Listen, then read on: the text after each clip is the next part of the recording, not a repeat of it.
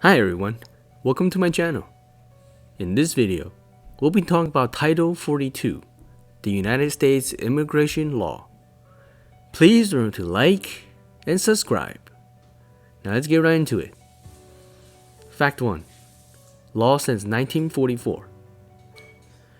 Despite Title 42 making huge news right now in 2023, at the time of this video, Title 42 is actually written in the United States law way back in 1944. In 1944, the United States Congress convened together and created Title 42 as part of the Public Health Service Act of 1944.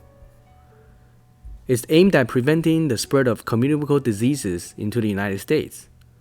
According to this law, the U.S. Surgeon General can determine if there's a communicable disease in another country and empower authorities with the approval of the president to prevent these people from ever entering the United States. And therefore, since then, it actually has been invoked several times. For example, the first time it was used was in 1929 to prevent people from China and the Philippines to come into the United States during a meningitis outbreak around the world. Alright, let's get into the next fact. Not every migrant is expelled. Despite the fact that Title 42 is known for expelling immigrants at the port of entry or wherever they cross illegally into the United States, not actually every immigrant or every migrant is captured and expelled right away. Title 42 still gives the US Border Patrol officials a lot of leeway on determining who gets expelled and who gets to stay. In fact, if there are certain immigrants or certain migrants that have significant law enforcement or public safety or humanitarian interest, they could actually allow them to stay despite there's a Title 42 enforcement. And also, under Title 42, the migrant must be expelled back to their home country.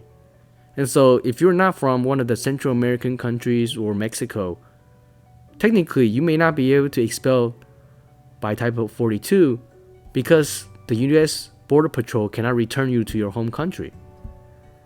And when that happens, typically you get defaulted into Title 8, which we'll get into in the next sections, but that allows you to request asylum and therefore remain in the United States.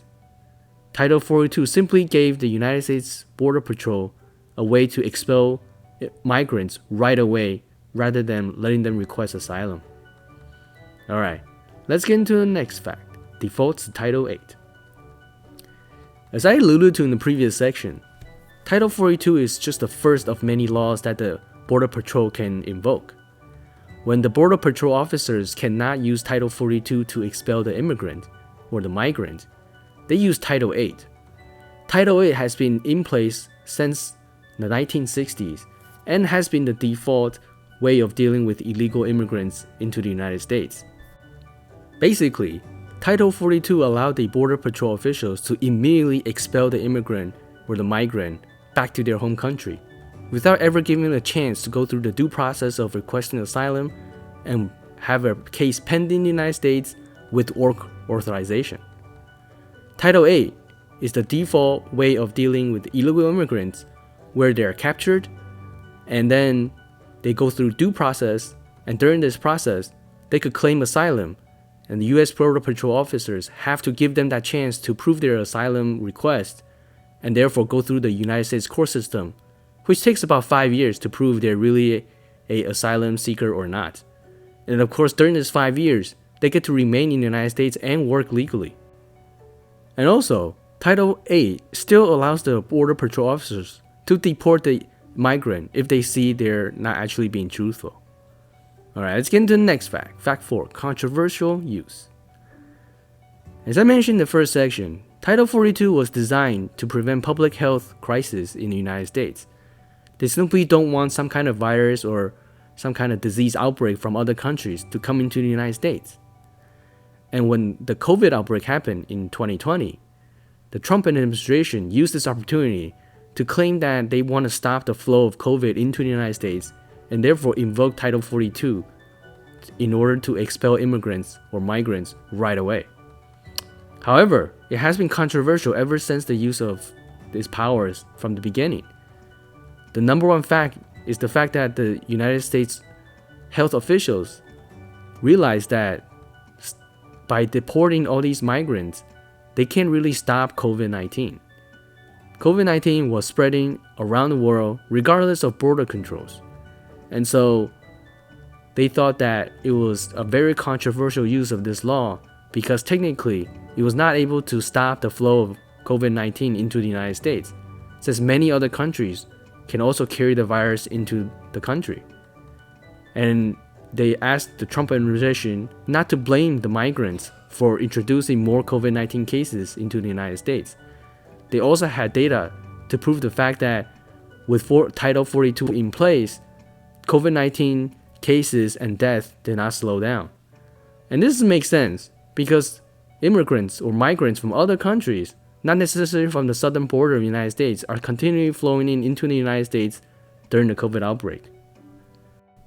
Let's get into the next fact. Fact 5 officially ended in May 11, 2023.